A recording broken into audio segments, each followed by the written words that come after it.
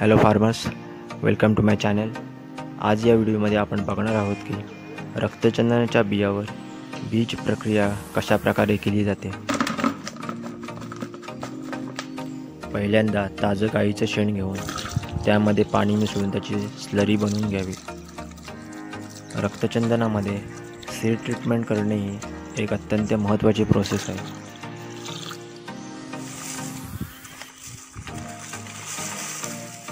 बियांची पिशवीमध्ये लागवड करण्या अगोदर त्यांच्यावर बीज प्रक्रिया करणे आवश्यक आहे।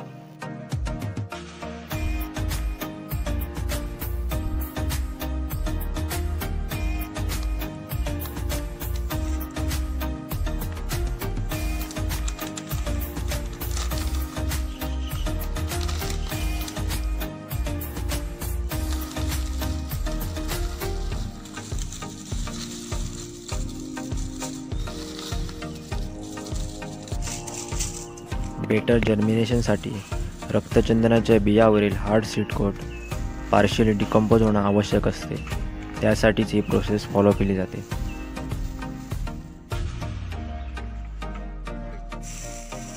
त्यानंतर त्या स्लरीमध्ये रक्तचंदनाच्या बिया बुडवून ठेवाव्यात।